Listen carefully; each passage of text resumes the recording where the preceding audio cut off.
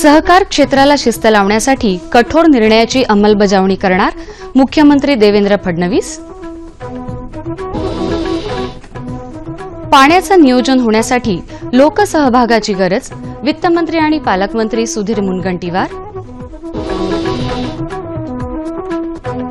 आणि ठाणे जिल्ह्यात वनराई बंधाऱ्यांमुळे शेतकऱ्यांनी फुलवला मळा.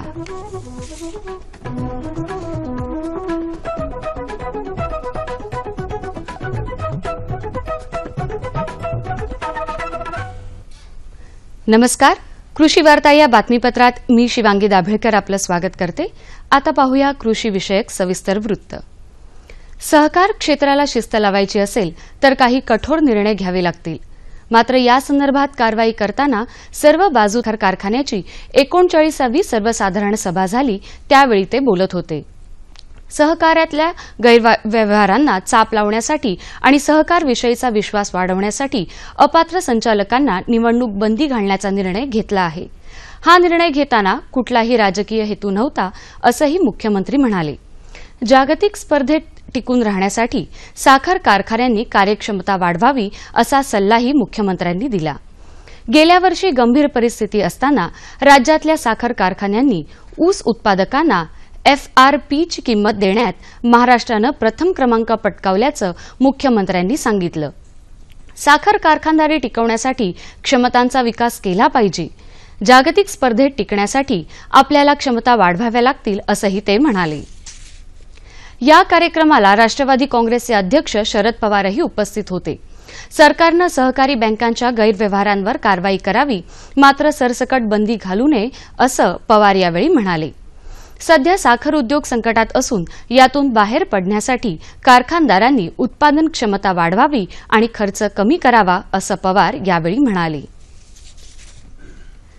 चंद्रपूर इथे येत्या 31 जानेवारी आणि 1 फेब्रुवारीला जिल्हास्तरीय पाणी परिषद, कृषी, पशु आणि पूरक उद्योग प्रदर्शन तसंच मेळाव्याचं आयोजन करण्यात आलं आहे, अशी माहिती वित्तमंत्री तसंच जिल्ह्याचे पालकमंत्री सुधीर मुनगंटीवार यांनी पत्रकार परिषदेमध्ये दिली.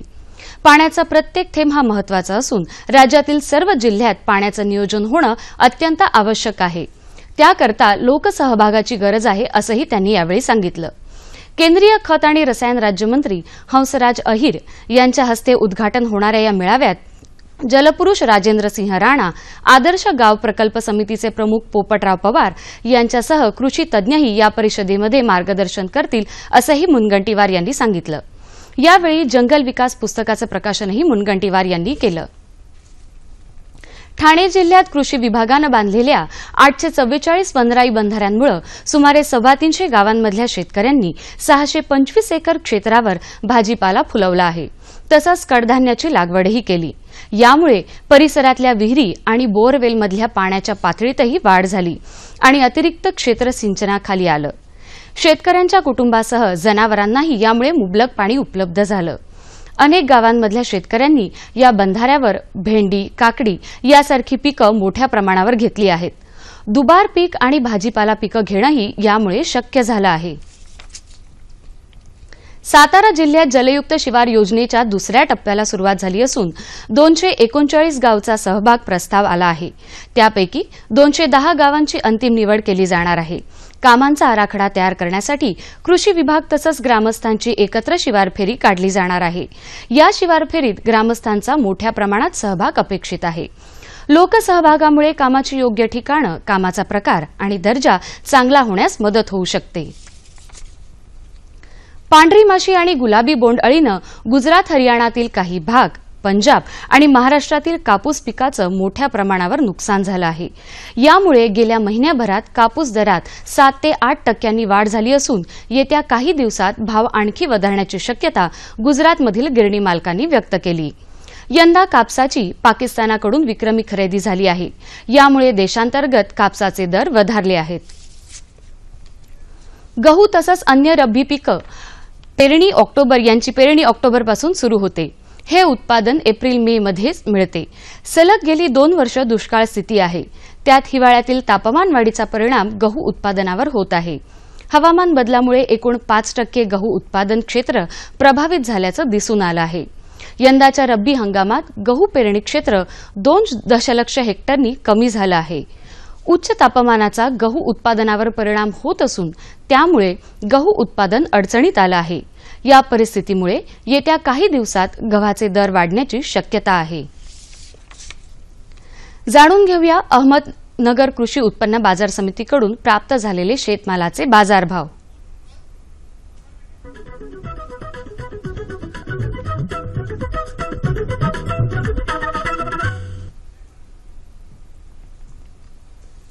हे भाव शेतीमालाच्या उत्पादकांसाठी आहेत. निराळा उल्लेख नसल्यास हे भाव प्रति क्विंटल आहेत. ज्वारी कमाल 2200, किमान 1651, बाजरी 1775, 1450, गहू 2025, 2500, भेंडी 3000, 2500, वांगी 3000, 2000, कोबी 1800, चिक्कू 2500, 1500, संत्री 2500, 1500 आणि डाळिंब 2500, 1500. बाजारभाव विषयक अधिक माहितीसाठी www.agmarknet.nic.in या संकेतस्थळाला भेट द्या. आता पाहूया हवामानाचा अंदाज.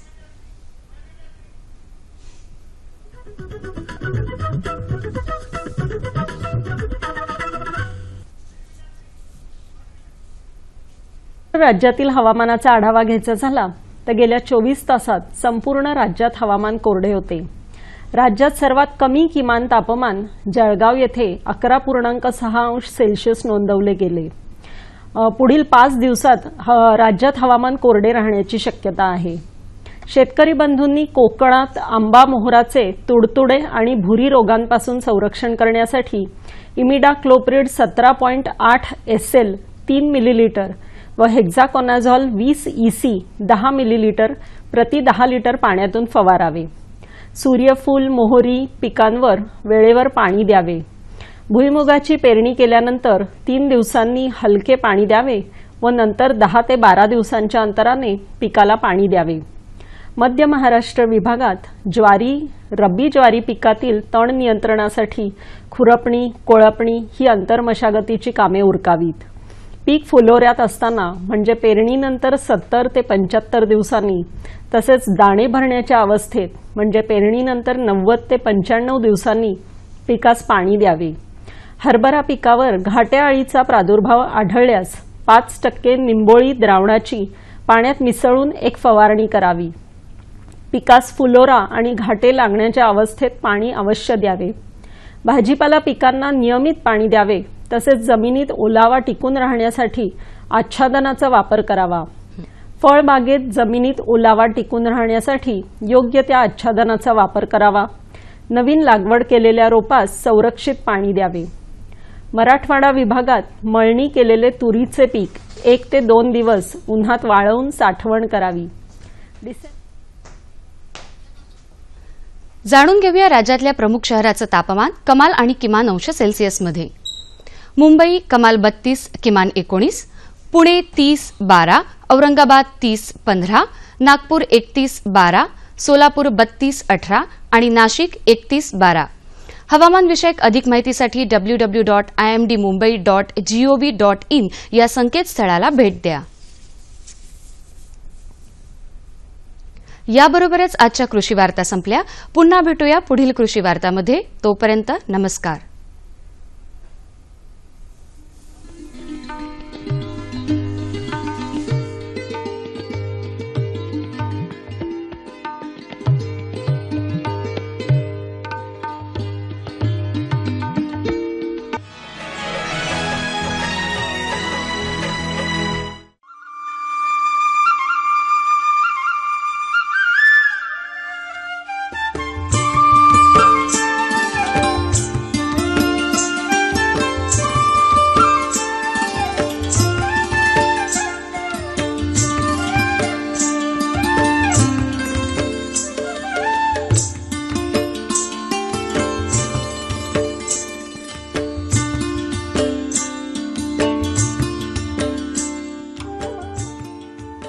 नमस्कार. कृषी दर्शनमध्ये नेहमीप्रमाणेच आपलं सगळ्यांचं मनापासून स्वागत. जो माणूस चालू काळाची गरज लक्षात घेऊन भविष्याचा वेध घेतो त्याच्यासाठी यशाचा मार्ग हा नेहमीच मोकळा असतो. आणि असंच काहीसं ध्येय आज आपल्या माननीय पंतप्रधानांनी प्रत्येक भारतीयाच्या मनामध्ये सामावलेलं आहे आणि ते आहे मेक इन इंडिया. जो काम करेल त्याला निश्चितच दाम मिळेल असं हे काहीसं ध्येय आहे. मग असं कोणतं क्षेत्र आहे की ज्याच्यामध्ये आपण काही करू शकू, की ज्याच्यामध्ये रोजगार निर्मिती होऊ शकते, की ज्याद्वारे प्रत्येकाला काही ना काहीतरी लघु उद्योग, कुटीर उद्योग या सक्षम करता येऊ शकतं? आहे ना, इच्छा तेथे मार्ग हा निश्चितच असतो नाही का. आणि म्हणूनच आजचा जो आपला विषय आहे की अन्न प्रक्रिया उद्योग अर्थात वेध भविष्याचा. तर मग हा जो नेमका उद्योग आहे की अन्न प्रक्रिया उद्योग म्हणजे नेमकं काय आहे आणि मग या अनुषंगाने आपल्याला भविष्यात ध्येय कसं गाठता येऊ शकतं, कितपत गाठता येऊ शकतं, त्याची उपयुक्तता, महत्त्व हे सगळं आपल्याला जाणून घ्यायचं नाही का. आणि मग त्याच्यासाठी निश्चितच कोणीतरी अभ्यासू आपण इथे आमंत्रित केलेलाच असेल, आहे ना. त्यांची मी ओळख करून देते. त्यांचं नाव आहे डॉक्टर तानाजी रामचंद्र निकम. अर्थात दूरशिक्षण किंवा विस्तार शिक्षण, देशभरात विस्तार शिक्षण तज्ज्ञ म्हणून ते गेली 35 वर्ष परिचित आहेत. मग त्या क्षेत्रातील संशोधन म्हणा किंवा उच्चतम शिक्षण म्हणा, त्यांचं काम सतत चालूच असतं. याशिवाय महाराष्ट्र पशुसंवर्धन मत्स्य विज्ञान विद्यापीठ नागपूर इथे अधिष्ठाता म्हणूनही ते कार्यान्वित होते. आणि याच अनुषंगाने गेली अनेक वर्ष या क्षेत्रात, कृषी या क्षेत्रात ते कार्यान्वित असल्यामुळे त्याविषयी अनेक पशुसंवर्धन आणि कृषी विषयक अशी अनेकविध पुस्तकंही डॉक्टरांनी लिहिलेली आहेत, ती प्रकाशितही झालेली आहेत. याशिवाय कृषी उपयुक्त मेळावे, प्रशिक्षण शिबिरं किंवा अनेकविध प्रदर्शनांचं आयोजनही ते करत असतात. तर अशा आज हरहुन्नरी माणसाकडून आज आपण जाणून घ्यायचंय ते नेमकं की अन्न प्रक्रिया उद्योग जो एक चालू काळाची महत्त्वाची गरज आहे, नेमकं काय आहे. सर, सर्वप्रथम मी तुमचं स्वागत करते आजच्या या कृषी दर्शनमध्ये. आणि मी तुमची ओळख करून दिलेलीच आहे, विषयही मी थोडक्यात समजावलेला आहे. तर अन्न प्रक्रिया म्हणजे नेमकं काय हो? नाही, महाराष्ट्र हे देशातील एक प्रगतिशील राज्य समजलं जातं. या राज्यात शेती हा प्रमुख व्यवसाय. पण गेली 2-3 वर्ष आपल्याला पाहायला मिळतं की दुष्काळाची मोठी छाया आपल्या राज्यावर पडलेली आहे. आणि त्यामुळं शेतकरी आणि शेती व्यवसायातले जे आमचे वर्ग जो आहे तो मोठ्या प्रमाणात स्थलांतरित होतोय. आता हे स्थलांतरित जर आपल्याला थांबवायचं असेल तर आपल्याला त्यांना तिथं उद्योग देणं ही गरज आहे. आपल्या राज्यामध्ये आपण निरनिराळ्या प्रकारचे तृणधान्य, कडधान्य, गळीत धान्य घेत असतो. मग त्यामध्ये आपल्याला त्यांना त्या छोटे छोटे असे उद्योग करता येतील का, तर ते सहज शक्य आहे. अन्न प्रक्रिया म्हणजे काय हे जर जाणून घ्यायचं असेल तर म्हणजे कच्च्या मालाचं दर्जेदार मालामध्ये रूपांतर करणं. आणि दुसरं असं म्हणजे की त्याला त्या मालाला किंमत मिळाली पाहिजे, हे महत्वाचं आहे. सर्वसाधारण होतं काय, आपण ज्वारी विकली, भात विकला, तांदूळ केला त्याचा, तर त्याचा आपल्याला दर मिळत नाही. पण तो जर आपण प्रक्रिया केला तर त्याच्यात 20 ते 22% आपल्याला त्याचा अधिक अर्थ मिळू शकतो. अच्छा. दुसरं असं सोप्या भाषेत मला सांगायचं म्हटलं, एक सर्वसाधारण शेतीमध्ये केलेला उत्पादन केलेला माल दर्जेन करून तो चांगल्या दर्जाचा तयार करून तो लोकांना देणं, जेणेकरून त्यांचं आयुष्यमान चांगलं घडून, असं याला अन्न प्रक्रिया म्हटलं जातं. निश्चितच अधिकाधिक चांगलं लोकांपर्यंत पोहोचवणं हे मुख्य उद्देश आहे. जे अन्न प्रक्रिया आपण म्हणतो की सर आता आम्हाला जे माहिती आहे अन्न प्रक्रिया म्हणजे एक साधारण घरगुती शब्दात म्हणायचं झालं तर एक साठवण किंवा वाळवण ज्याचा महत्वाचा भाग आहे. मग अशा पद्धतीचं अनेकविध वर्गीकरण या नेमक्या अन्न प्रक्रियेमध्ये असेलच नाही का? निश्चितच अन्न प्रक्रियेमध्ये आपल्याला निरनिराळे प्रकारचे उपविभाग पाहायला मिळतात. त्याचं वर्गीकरण फार वेगळं वेगळं आहे. पहिल्यांदा आपल्याला तृणधान्य म्हणून आपण जे समजतो त्याच्यामुळे सर्वसाधारण देशातील किंवा राज्यातील 80% लोकांचा जो खाण्याचा जो प्रकार आहे ते तृणधान्य घेतलं जातं. बरोबर. त्याचा आहाराचा जो भाग आहे तृणधान्यांचा मोठा भाग असतो. प्रथिने वगैरे असतात, त्याच्यामध्ये स्निग्धांश असतात. तर त्याच्यामध्ये आपल्याला पाहायला मिळतो तांदूळ, ज्वारी, बाजरी, वरी हे पदार्थ सर्वसामान्य आपल्या राज्यामध्ये लोकांचा अन्नाचा एक भाग म्हणून असतो, प्रमुख घटक असतो. त्याच्यानंतर आपण पाहिलं की कडधान्य पाहिलीत, त्याच्यामध्ये डाळी आणि डाळीवर्गीय पिकांचा समावेश असतो. बरोबर. की ज्यामुळे आपल्याला आपलं अन्न चविष्ट करता येतं, जेणेकरून आपल्याला आपलं शक्तिदायक होतं, विचारधारा करण्यासाठी मदत करतं. के भाई. त्याच्यानंतर आपल्याला पाहायला मिळतं गळीत धान्य. त्याच्यामध्ये आपल्याला पाहायला मिळतं गळीत म्हणजे आपल्याला भुईमुग आहे, करडई आहे, सोयाबीन आहे, अशा प्रकारची पिकं आपल्याला त्या कडधान्यातून मिळतात. त्यानंतर जर तुम्ही पाहिलं तर आपल्याला फळे, भाजीपाला हे प्रमुख घटक त्याचं आपल्याला प्रक्रिया उद्योगामध्ये रूपांतर करता येतं. काही वेळेला असं होतं औषधी आणि सुगंधी वनस्पतीचं ही मोठ्या प्रमाणात आपल्याला प्रक्रिया करून आपल्याला एक चांगला उद्योग होऊ शकतो. त्यानंतर आपल्याला जी गरज आहे, जो आपल्या देशामध्ये मोठ्या प्रमाणात तो उद्योग होतोय आणि यशस्वी झालेला आहे, अच्छा, तो म्हणजे दूध उद्योग. दूध आणि दुधापासून पदार्थ बनवले बरोबर. पाहिजे. हो, त्याच्यानंतर आपल्याला पाहायला मिळतं की जनावरांचं जे आपल्याला मांस पाहायला मिळतं किंवा कुक्कुटपालनाचं जे मांस असतं त्याच्यामध्ये सुद्धा प्रक्रिया करून आपल्याला त्या अन्नाचा भाग आपल्या आपण ग्रहण करत असतो. तर असे सगळे जे प्रकार आहेत त्याच्यातून आपल्याला असं त्याचं वर्गीकरण केलं जातं आणि लोकांच्या आवडी आणि सवयीनुसार, उपलब्धीनुसार लोक त्याचं ग्रहण करत असतात, अन्न ग्रहण करत असतात. उत्पादित झालेला जो माल आहे 20 ते 25% आपल्या साठवणूक केंद्र नसल्यामुळं आपण तो आपला त्याची नासाडी होते. मग अशा वेळेला शेतकऱ्यांनी किंवा एक छोट्या उद्योगांनी, महिला मंडळांनी असे छोटे छोटे उद्योग करणं ही काळाची गरज.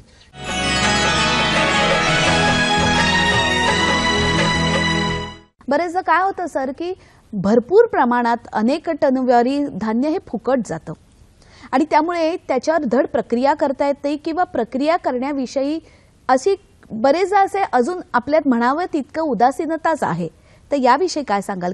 एक लक्षात आहे, उत्पादन झालेला माल हा जर आपण चांगली साठवण करू शकलो तर त्याची लॉंगिट्युटी म्हणजे त्याचं भविष्य, त्यातले असणारे आपल्याला जे घटक आहेत त्याचा चांगला आपल्याला उपयोग होतो. बरोबर. आपल्याकडे साठवण मात्र व्यवस्थित केली जात नाही, हे मोठं आपल्याकडचं दुःख आहे. आणि जवळजवळ उत्पादित झालेला जो माल आहे 20 ते 25% आपल्या साठवणूक केंद्र नसल्यामुळं आपण तो आपला त्याची नासाडी होते. मग अशा वेळेला शेतकऱ्यांनी किंवा एक छोट्या उद्योगांनी, महिला मंडळांनी असे छोटे छोटे उद्योग करणं ही काळाची गरज.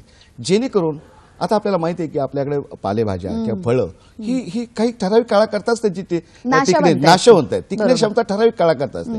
मग या पदार्थाचा आपल्याला रस, सरबत, कॅची हे निळे पदार्थ करता येतील, पण हे करणं गरजेचं आहे. आणि बरेचदा कसं होतं की हे सगळे पदार्थ नाशवंत आहेत जरी त्याला मागणी असली, त्यामुळे मग शेतकरी सुद्धा ते निर्माण करायला थोडा कच खातो, कारण जो पैसा लावतो तो व्यवस्थित मिळाला नाही किंवा त्याच्यात नुकसान करून घेणं तो शक्यतो रास्त समजत नाही. तर जसं तुम्ही म्हणालात की हे जे नाशवंत पदार्थ मुख्यत्वे करून आहेत तर त्याचं अन्न प्रक्रिया उद्योगात समांतर करून घेणं, समाविष्ट करून घेणं कसं काय होऊ शकतं, खास करून शेतकरी वर्गाला आणि महिला वर्गाला? नाही, एक पहा, आपल्या राज्यामध्ये हे जे सगळे जे आपण जे अन्नाचं जे वर्गीकरण केलं, ही जी पिकं आहेत, ही जी फळं आहेत, की ही पालेभाज्या आहेत किंवा भाजीपाला आहे, हा सीझनल आहे. म्हणजे काही ठराविक काळाकरता तो ओला जातो. आणि होतं काय, एखादा उद्योग करायचा म्हणलं तर आपला उद्योगही सीझनल होतो. त्यामुळे ठराविक वर्षामधून 362 दिवसापैकी फक्त 160 ते 160 दिवस लोकांना काम मिळतं आणि बाकी 165 लोकांना काम मिळत करायचं काय. हो ना.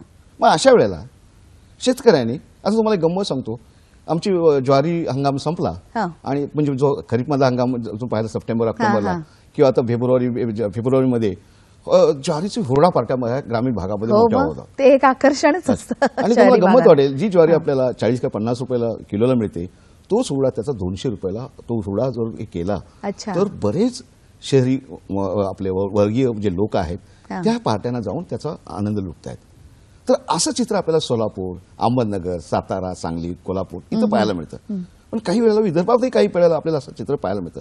म्हणजेच त्यानं त्याची जी कम्युनिटी आहे, त्याचा जो पदार्थ आहे, त्याने केलेलं उत्पादन, जो माल आहे, त्याचं त्यानं काय केलंय, त्याची आर्थिक दृष्टी किंवा आर्थिक दृष्टी जी आहे ती वाढवलेली आहे. आणि त्यामुळं आज आपल्याला अशा प्रकारचे कार्यक्रम घेणं गरजेचं आहे. शेतकऱ्यांनी केलेला माल आता तुम्हाला पाहायला मिळतो, मका शेतकरी घेत असतो. आता मका हा 2 साठी गेलं, एक मक्याचं उत्पादन घ्यावं जेणेकरून आपल्याला योग्य वेळी ते जनावरांना देता येतं, खाद्य तयार करता येतं. पण मक्याचं कणीस हे तुम्हाला हंगामानुसार जी निळ्या ठिकाणी थंड हवेची ठिकाणं आहेत त्या ठिकाणी मका हा चविष्ट संध्याकाळी एक चांगला पदार्थ म्हणून घेतला जातो. तुम्हाला आपल्याला सांगायला आनंद वाटेल की चायना आणि अमेरिकेमध्ये हे एक मुख्य पीक आहे की या पिकामधून मोठ्या प्रमाणात निळ्या प्रकारचे खाद्य तयार केले जातात. तर या पिकाचा सुद्धा आपल्याला चांगला उपयोग करून आपल्याला प्रक्रिया उद्योग करून लोकांना एक चांगला उद्योग मिळू शकतो, हे आपल्याला करावं लागेल. हे जे तुम्ही सांगताय की बरोबर जसं सीझनल गोष्टी आहेत, याशिवाय अशाही काही गोष्टी आहेत की ज्या वर्षभर आपल्याला मिळत असतात, खास करून टोमॅटो आणि बटाटा, याच्यावर काही प्रक्रिया करता येते का? निश्चितच आपल्याला माहिती आहे की महाराष्ट्रामध्ये आणि देशामध्ये निळ्या अशा खाजगी संस्था आहेत की ज्या संस्था पोटॅटो आणि टोमॅटोचा मोठ्या प्रमाणात वापर करून तो आपला माल एक ब्रँडिंग स्वरूपात मार्केटमध्ये आणतायत. अच्छा. तर तुम्हाला माहिती आहे की आपल्या ही जी दोन जी पिकं आहेत, बटाटा आणि टोमॅटो, याच्यामधून सर्वसाधारण आपल्याला निळ्या प्रकारचे म्हणजे स्कॅचअप करू शकलो, आपण सॉस तयार करू शकतो किंवा त्याचा आपल्याला सूप तयार करता येत आहे. बरोबर. त्यासाठी विशेष काही असं मेहनत लागत नाही. तर हे काम आपल्याला महिला गटामार्फत चांगलं करता येण्यासारखं आहे आणि एक ती चांगली दिशा होऊ शकते. बरोबर. आज यातले एक निष्णात म्हणून आम्ही तुम्हाला जे बोलवलंय की हा जो एक विषय आहे की अन्न प्रक्रिया करायची, म्हणजे जसं आपण म्हणतोय की ते काहीतरी उद्योगाच्या स्वरूपात आपल्याला मांडायचं आहे, त्यामुळे ते करताना मग त्याची या विषयीची माहिती म्हणा किंवा त्याच्याविषयीचं तंत्र म्हणा, हे कसं काय साध्य होऊ शकतं? महाराष्ट्रामध्ये 4ही कृषी विद्यापीठामध्ये या विषयाचं तंत्रज्ञान उपलब्ध आहे. अच्छा. आणि अशा प्रकारचं काम मोठ्या प्रमाणात होतंय. हां. फक्त त्याला उद्योगाचं स्वरूप येत नाही.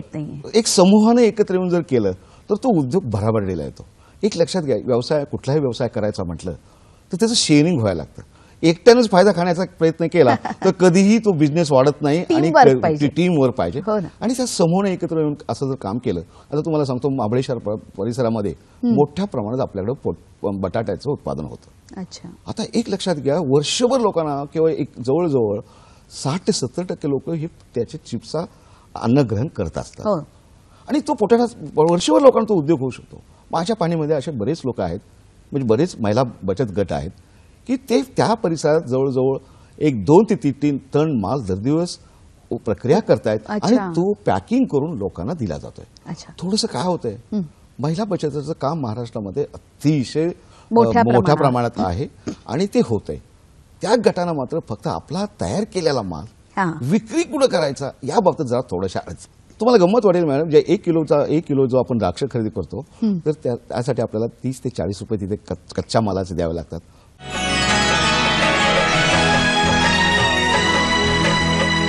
जसं अन्न प्रक्रिया उद्योग म्हणजे काय हे थोडक्यात आम्हाला तुमच्याकडून समजलं, परंतु प्रक्रियेनंतर दर्जेदार बनवणं हे त्यातलं महत्त्वाचं घटक आहे. परंतु तो घटक बनलेला त्याचं व्यवस्थापन करणं हेही तितकंच महत्त्वाचं आहे, नाही का? एक लक्षात घ्या मॅडम की आपल्याला 2 गोष्टी इथे लक्षात ठेवाव्या लागतील. उत्पादन केलेल्या मालाची साठवणूक आपल्याकडे व्यवस्थित केली जात नाही. त्यासाठी आपल्याला वेअर हाऊस ज्या असतात, आता तुम्ही एक उदाहरण देतो तुम्हाला. आत्ताच एक 8-10 दिवसापूर्वी नाशिक विभागामध्ये द्राक्षांचा बहार सुरू झालेला आहे. आणि मोठ्या प्रमाणात तुम्ही जर त्या नाशिक आणि सांगली जिल्ह्यामध्ये गेलात तर मनुके तरण्याचा प्रक्रिया उद्योग सुरू झालेला आहे. तुम्हाला गंमत वाटेल मॅडम, जे 1 किलो जो आपण द्राक्ष खरेदी करतो तर त्यासाठी आपल्याला 30 ते 40 रुपये तिथे कच्च्या मालाचे द्यावे लागतात. मनुके तयार झाल्यानंतर त्याच 1 किलोची आपल्याला किंमत फार चांगली मिळत असते. आणि आज शेतकऱ्यांना ते जाणलेलं आहे, ओळखलेलं आहे, पाहिलेलं आहे आणि स्वतः ते करतायत. अच्छा. म्हणजे हे कुठेतरी महत्त्व काळाचं किंवा अन्न प्रक्रियेच्या उद्योगात एक जोडधंदा नव्हे, एक मुख्य धंदा म्हणून शेतकरी हळूहळू का होईना तिथे वळायला लागलेला आहे. परंतु हे सगळं म्हणजे माहिती जसं तुम्ही म्हणालात की 4ही कृषी विद्यापीठात महाराष्ट्रातील जिथे जिथे कृषी विद्यापीठ आहेत तिकडे ही माहिती उपलब्ध होईलच. परंतु या अनुषंगाने जर काही सुरू करायचंय तर शासनाच्या सवलतींविषयी काय सांगाल? काही आहेत का? कृषी खात्यातर्फे, पशुसंवर्धन खात्यातर्फे, मत्स्य विभागातर्फे अशा प्रकारची प्रशिक्षण मात्र नेहमी ग्रामीण स्त्रियांसाठी आणि ग्रामीण तरुणांसाठी घेतली जातात. अच्छा. एक लक्षात घेतलं पाहिजे, कृषी विद्यापीठांचा वर्षभराचा प्रशिक्षणाचा काळ, विषय आणि वेळ ठरलेली असते. तर या वेळेला शेतकऱ्यांनी आपण आपली ज्या निळ्या विद्यापीठात ज्या परिसरात ते राहत आहेत त्या परिसरातल्या विद्यापीठाशी त्यांनी संबंध ठेवणं गरजेचं आहे, जेणेकरून अशा प्रकारचा प्रक्रिया उद्योग जो कार्यक्रम असेल त्याच्यामध्ये 2 ते 3-4 दिवसाचं प्रशिक्षण घेतलं जातं आणि त्या घेतल्यानंतर आपल्याला एखादा प्रकल्प हवा तयार करण्यासाठी ते मदत करत असतात. अच्छा. एक शिक्षण यातले विस्तार शिक्षण तज्ञ म्हणून तुमचा काय अनुभव आहे? नाही, माझा अनुभव असा आहे मॅडम, मला तर फार चांगला शेतकऱ्याकडून प्रतिसाद मिळालेला आहे. आता तुम्हाला उदाहरण द्यायचं होतं की कोकणामध्ये एक काजू नावाचा प्रक्रिया उद्योग मोठ्या प्रमाणात होतो. आज गंमत वाटते की जवळजवळ 700 ते 800 युनिट्स हे कोकणामध्ये एक सीझनल काजू प्रक्रिया उद्योग करतात.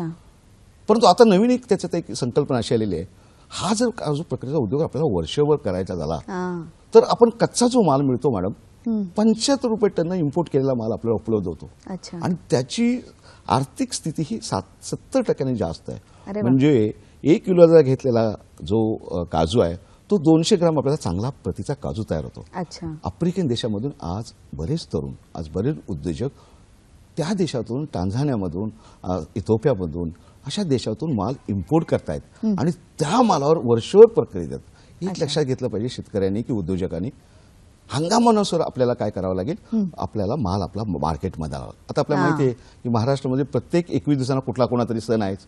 गणपती, दिवाळी, नवीन वर्ष म्हणजे नवीन जानेवारी म्हणजे नवीन वर्ष. तर हे जे सण आहेत इथं मात्र गरीबातला गरीब माणूस आपल्याला प्रक्रिया केलेला काजू घेतो. आज 1000 ते 1200 रुपयाचा अ ग्रेडचा काजू मिळतो.